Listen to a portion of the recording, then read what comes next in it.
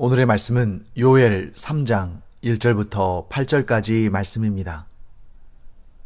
보라, 그날 곧 내가 유다와 예루살렘 가운데에서 사로잡힌 자를 돌아오게 할 그때에 내가 만국을 모아 데리고 여호사밧 골짜기에 내려가서 내 백성 곧 내 기업인 이스라엘을 위하여 거기에서 그들을 심문하리니 이는 그들이 이스라엘을 나라들 가운데에 흩어버리고 나의 땅을 나누었음이며 또 제비 뽑아 내 백성을 끌어가서 소년을 기생과 바꾸며 소녀를 술과 바꾸어 마셨음이니라.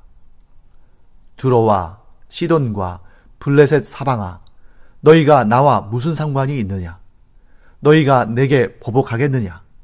만일 내게 보복하면 너희가 보복하는 것을 내가 신속히 너희 머리에 돌리리니 곧 너희가 내 은과 금을 빼앗고 나의 진귀한 보물을 너희 신전으로 가져갔으며 또 유다 자손과 예루살렘 자손들을 헬라 족속에게 팔아서 그들의 영토에서 멀리 떠나게 하였음이니라. 보라, 내가 그들을 너희가 팔아 이르게 한 곳에서 일으켜 나오게 하고 너희가 행한 것을 너희 머리에 돌려서 너희 자녀를 유다 자손의 손에 팔리니 그들은 다시 먼 나라 스바 사람에게 팔리라. 여호와께서 말씀하셨느니라. 네, 어제에 이어서 오늘도 여호와의 날에 대한 내용이 계속 등장합니다.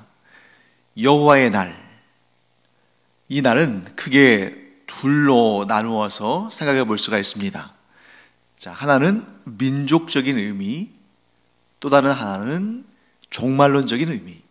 자, 민족적인 의미라는 것은 이 날이, 곧 여호와의 날이 하나님과 언약을 맺은 백성인 이스라엘 백성들이 그동안 당했던 그 억울함, 그 고통, 그 수치를 하나님께서 갚아주시는 날, 그들의 원한을, 이스라엘 백성들의 원한을 하나님께서 풀어주시는 날.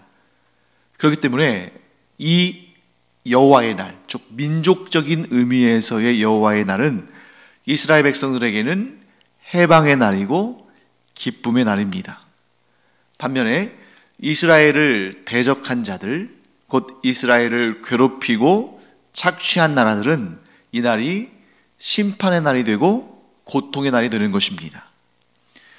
그런데 우리가 계속 제가 반복해서 말씀드립니다만 선지서 혹은 예언서라고도 하죠. 이런 장르의 책을, 성경을 읽을 때는 가까운 범위 내에서 좀 구체적인 역사들 가운데, 곧 이스라엘이라는 이 나라의, 이 민족의 역사 가운데 하나님께서 어떤 일을 행하셨는가, 또 어떤 일을 행하실 것인가 하는 관점에서 볼 수 있죠. 이것을 민족적인 관점에서 본다고 보는 것입니다. 하지만 모든 성경은 이스라엘이라는 민족이 중심적인 그러한 좀 등장인물로 등장하고 그들의 역사가 쓰임받고 하는 그런 것은 당연한 것입니다만 이스라엘 민족만을 위한 책이 아니다. 하나님께서 성경에 담아놓으신 모든 일들, 모든 역사적 사건들, 모든 교훈들, 또 그런 의미들은 이스라엘 민족만을 대상으로 하신 것이 아니라 이스라엘 민족을 들어 사용하셨지만 결국에는 하나님께서 믿음으로 하나님과 언약을 맺는 모든 자들에게 주시는 복음의 말씀, 또한 그 범위는 모든 나라와 모든 민족과 모든 시대와 모든 장소를 다 포함하는 것입니다. 그런 의미에서 볼 때 우리는 이 성경에서 종말론적인 의미를 반드시 발견해야 된다. 특히 이런 선지서, 예언서에는 이스라엘 백성들만, 이스라엘이라는 나라와 민족만을 위한 역사적인 사건 혹은 교훈, 의미를 찾는 데서 그치면 안 되고 그 궁극적인 목적, 하나님께서 역사를 주관하시는 그 궁극적인 목적인 종말론적인 그러한 의미, 그러한 내용들, 그러한 뜻, 교훈들을 발견해야 되는 것입니다. 그렇기 때문에 이 여호와의 날에 대한 민족적인 의미는 하나님께서 시내산에서 언약을 맺으신, 아니 그 이전에 아브라함에게 약속하신 그들의 후손, 그 아브라함의 후손인 이 이스라엘 백성들에 대한 하나님의 특별한 사랑과 특별한 관심과 특별한 역사, 이것을 다루는 것을, 이런 내용들을 다루는 것을 우리가 민족적인 개념으로 본 거라면, 그것에 한정된다면 우리는 사실 성경을 읽을 필요가 없죠. 또 우리가 하나님을 믿을 필요도 없는 것입니다. 하지만 하나님은, 또한 하나님의 말씀인 성경은, 하나님의 역사가 담긴 성경은 이런 이스라엘이라는 민족 안에서만 발견되어지는, 혹은 한정되어지는 그러한 편협하거나 작은 분이 아니시다. 하나님은 모든 것을 만드시고 모든 것을 다스리시고 모든 것을 소유하신 분이시고 모든 역사를 주관하시는 분이신데, 그 크신 하나님을 이스라엘이라는 작은 하나의 민족 안에 제한해서는 안 되는 거죠. 그래서 이 본문의 의미에서는 우리가 구체적으로 이스라엘이라는 민족이 나오고 이스라엘을 괴롭힌 나라와 민족들이 언급되지만, 이 성경이 다루고 있는, 이 요엘서가 다루고 있는 내용은 단지 이스라엘에 한정되는 내용이 아니라 범우주적인 모든 역사를 다 다루는, 곧 종말론적인 그 사건, 곧 최후의 심판날, 여호와의 날, 그날을 향해 나아간다. 그것을 종말론적인 의미에서 보는 여호와의 날이다, 이렇게 우리가 생각할 수가 있습니다. 이 두 가지 관점 우리가 다 알아야 됩니다. 먼저는 구체적으로 역사 가운데 지정학적으로 이 가나안 땅, 이스라엘 땅 안에서 일어난 그러한 역사들을 우리가 알아야 되고, 나아가서 이러한 역사적인 사건들과 그런 내용들을 통해서 궁극적인 여호와의 날을 우리가 바라볼 수 있어야 되고 해석할 수 있어야 되고 그 날을 준비할 수 있어야 한다 하는 것입니다. 자, 먼저 그러면 이스라엘의 민족적인 관점에서 이 여호와의 날을 어떻게 해석할 수 있을까? 자, 여호와의 날은 어떤 날이냐면, 하나님께서 유다와 예루살렘 가운데에서 사로잡힌 자를 그곳으로부터 불러일으키셔서 다시 돌아오게 하시는 날이다. 곧 하나님의 백성들의 해방의 날이다 하는 것을 우리가 알 수 있습니다. 반면에 하나님의 백성을 사로잡아가고 그들을 괴롭히고 그들을 착취한 자에게는, 그런 대적자들과 그런 대적이 되는 나라들에게는 이 여호와의 날이 어떤 날이에요? 심판의 날이고 고통의 날이 되겠죠.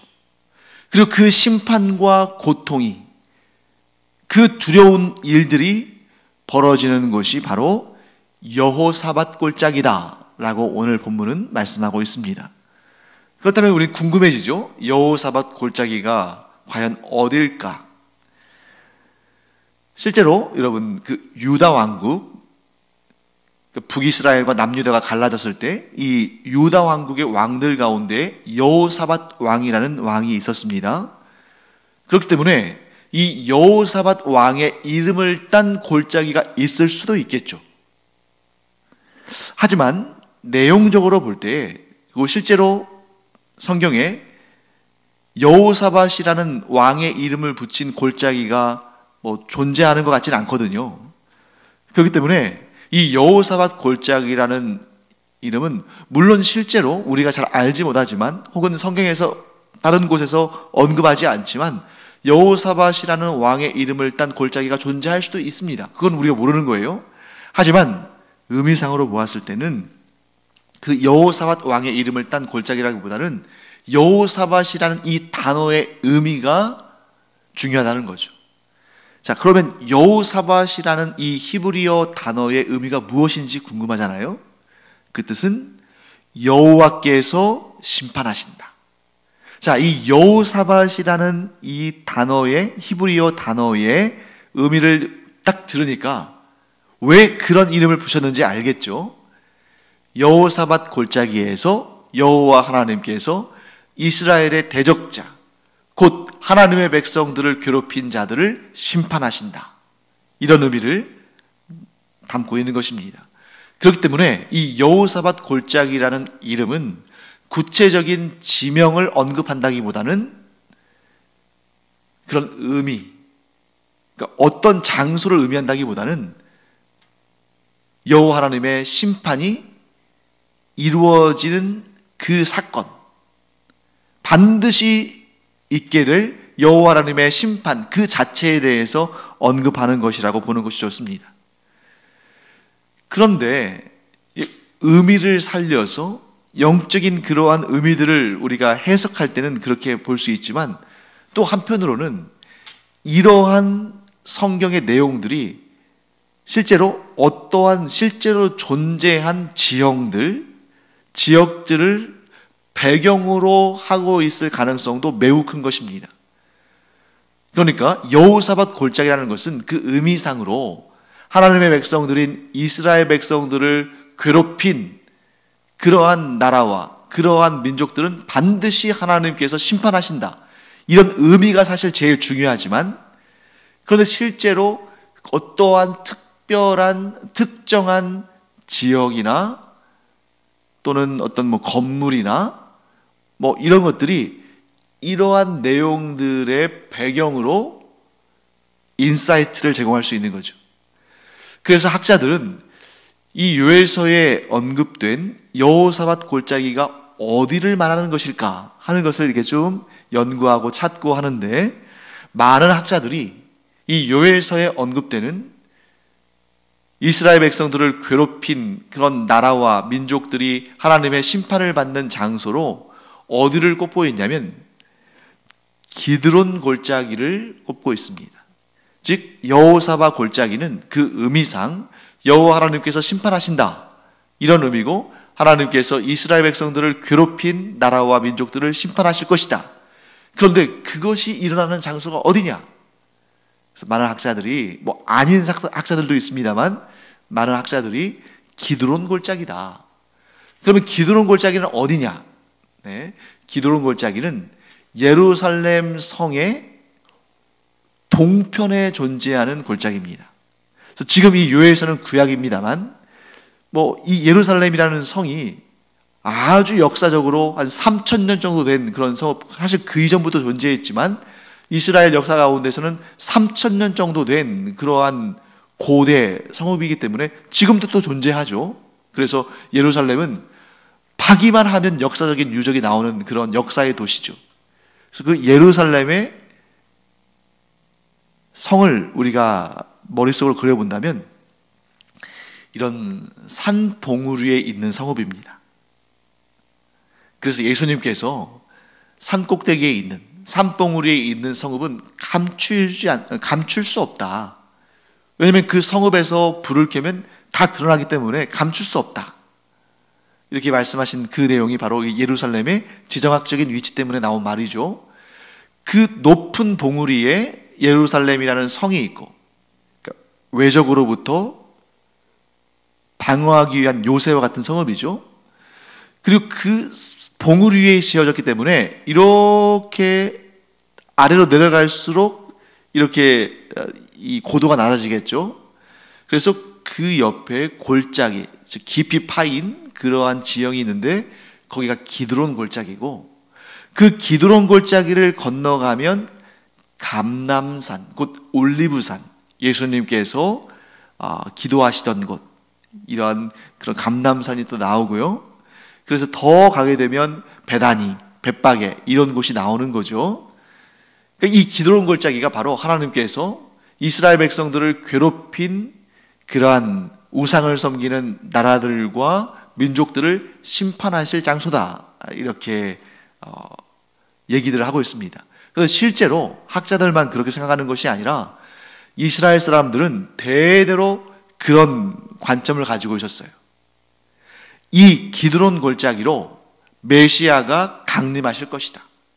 그리고 메시아가 강림하시면 이스라엘 백성들을 들어서 온 세상을 다스리는 민족으로 삼으시고, 지금까지 이스라엘 백성들을 괴롭히고 못살게 굴고 포로로 끌고 가고 괴롭혔던 그런 나라와 민족들은 바로 이곳에서 심판받을 것이다.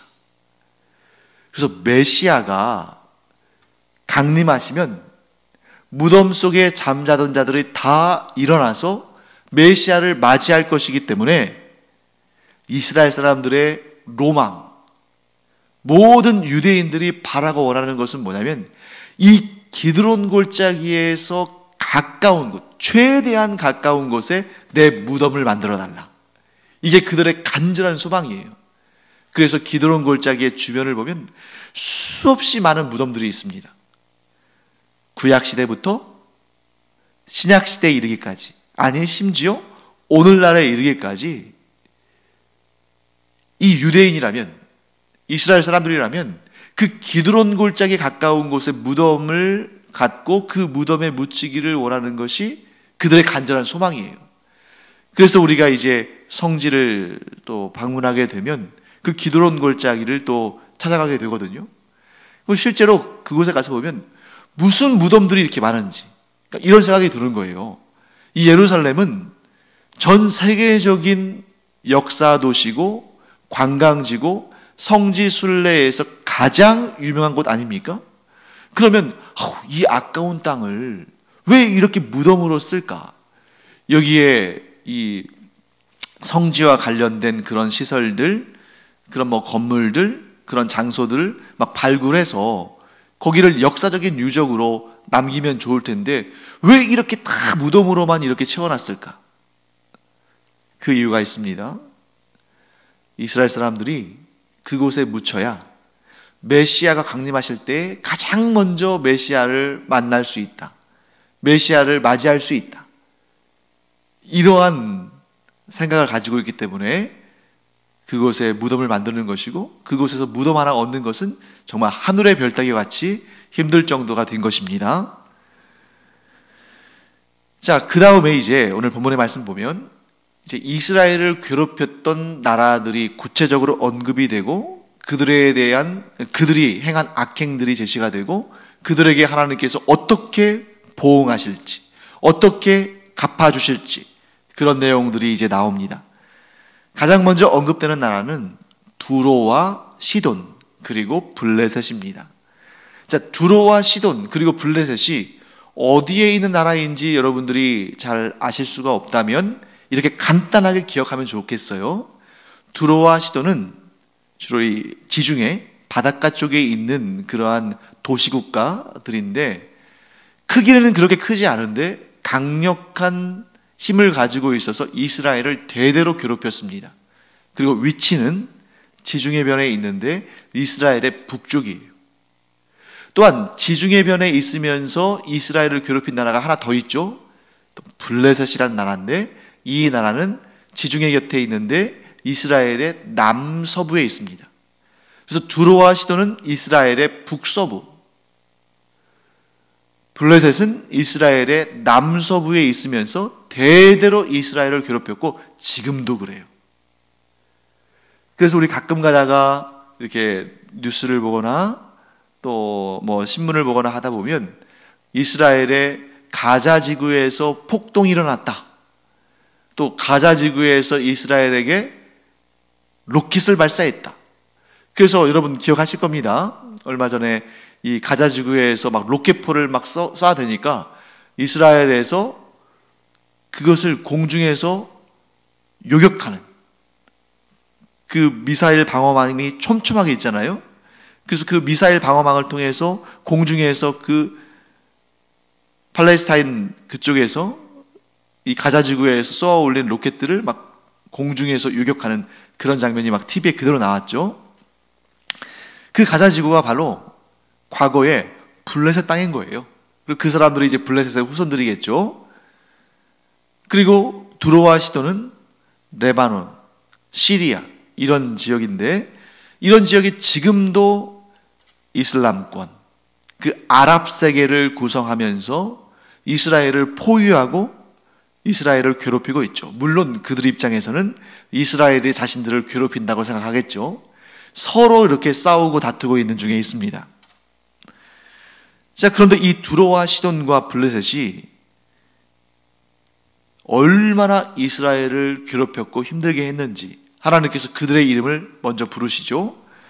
그리고 하나님께서 뭐라고 하시냐면 너희가 나와 무슨 상관이 있느냐.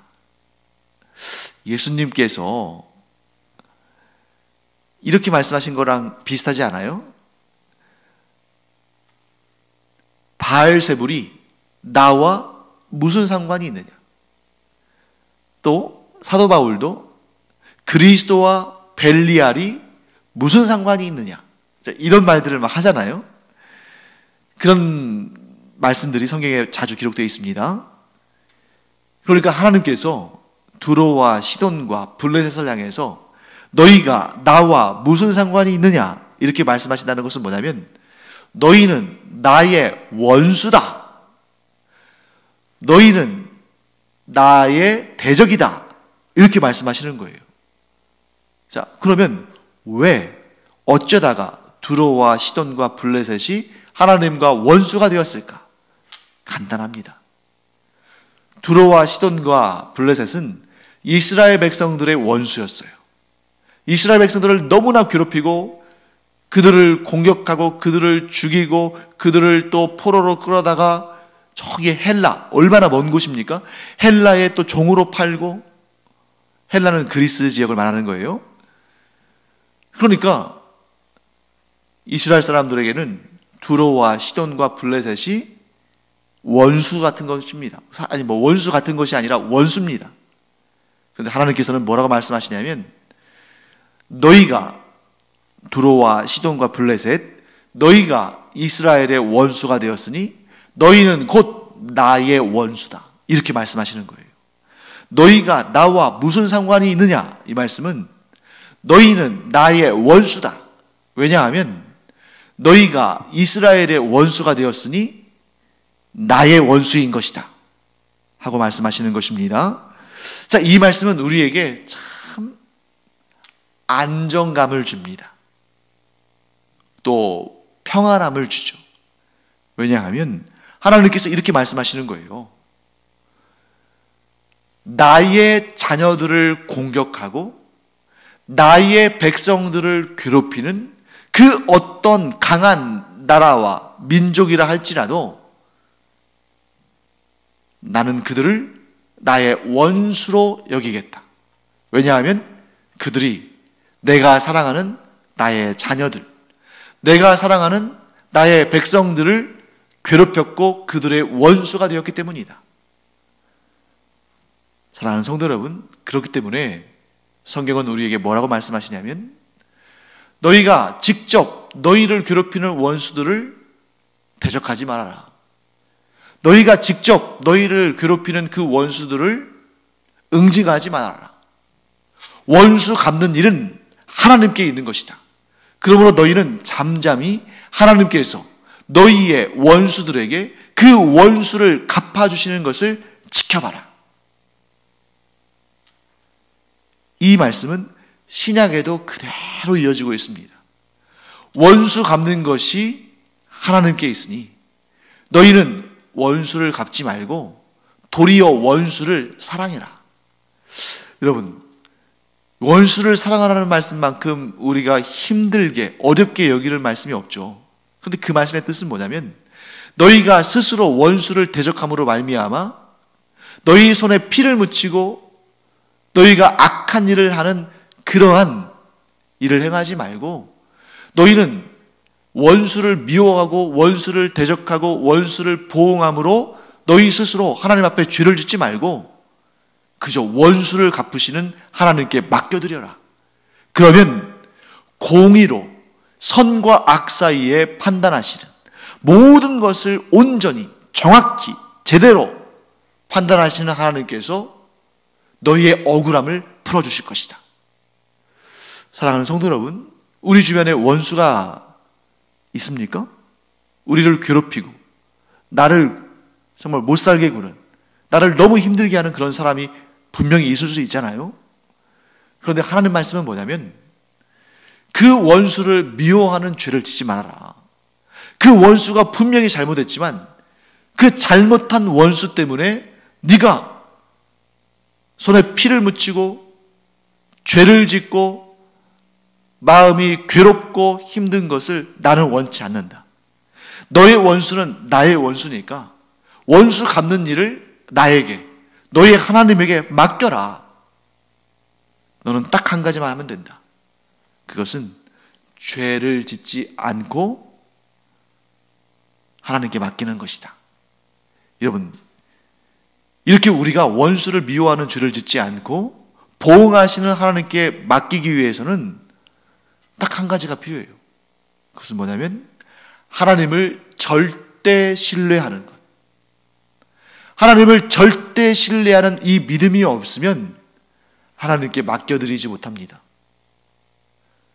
우리가 우리 스스로를 잘 알잖아요. 우리가 평소에 누군가에게 어떤 일을 맡기지 못할 때 왜 맡기지 못하는 거예요? 그 사람 믿을 만하지 않기 때문에 맡기지 못하고 내가 하는 거죠.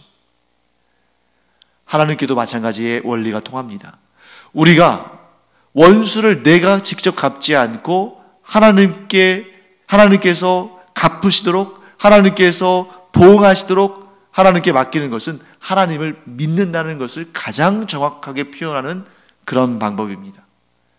그런데 하나님께 맡겨드리지 못하고 내가 원수를 갚고자 한다면 그것은 내 손에 피를 묻히는, 내 손으로 악한 일을 하는 그러한 죄를 짓는 것일 뿐만 아니라 하나님을 온전히 신뢰하지 못한다는 증거이기도 한 거죠.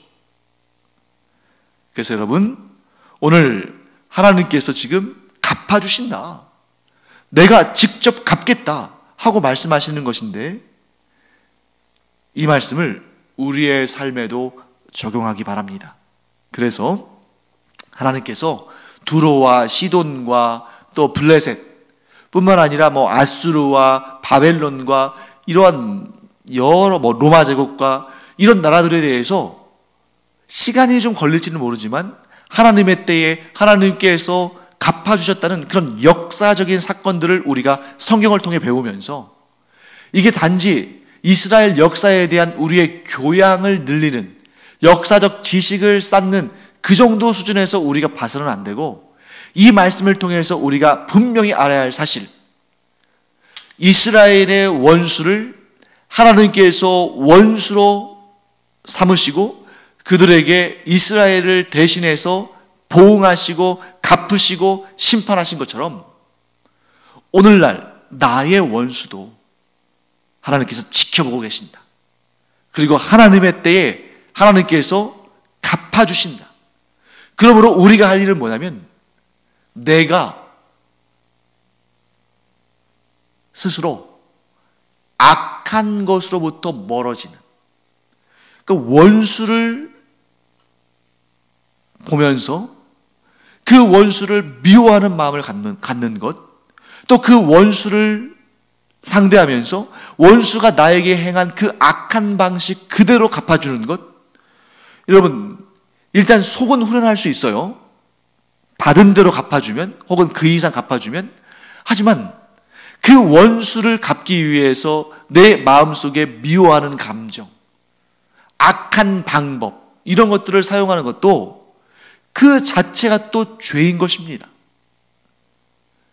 원수를 갚기 위해서 내가 죄를 지어야 한다면 이게 얼마나 안타까운 일이에요.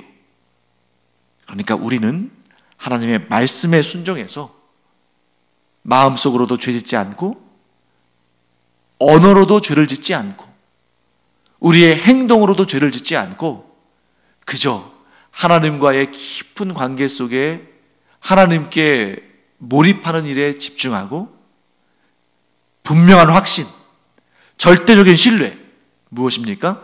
하나님께서 모든 것을 지켜보고 계시고 하나님께서 또한 그 공의의 잣대로 모든 것을 선악간에 판단하고 계시며 머릿속으로만, 마음속으로만 그런 진노를 품고 계시는 것이 아니라 반드시 갚으신다.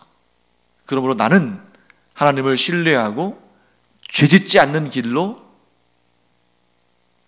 나아간다. 이런 마음 꼭 갖고 원수 갚는 것은 하나님께 있다. 이런 믿음으로 살아가는 우리 모두 되기를 간절히 축원합니다. 기도하겠습니다. 하나님 감사합니다. 하나님을 절대적으로 신뢰하기에, 하나님께서 어떤 역사를 행하셨는지를 성경을 통해 배우고 알기에 저희가 스스로 원수 갚는 그러한 일을 행하지 아니하고 하나님께 온전히 맡겨드리고 하나님을 신뢰함으로 아직 원수 갚는 일이 다 이루어지지 않았다 할지라도 하나님을 신뢰함으로 마음속에 평강을 누리는 그런 저희들 되게 하여 주시옵소서. 감사드리며 예수님의 이름으로 축복하며 기도합니다. 아멘. 기도하는 시간입니다. 하나님을 신뢰해야만, 하나님을 온전히 믿어야만 원수를 향한 나의 이 고통스러운 마음을 내려놓을 수 있습니다. 하나님을 신뢰함으로 우리 마음에 참된 평안이 임하고 죄짓지 아니하고 하나님의 놀라운 역사를 우리가 똑똑히 보게 되는 그런 은혜가 있을 줄을 믿습니다. 기도하겠습니다.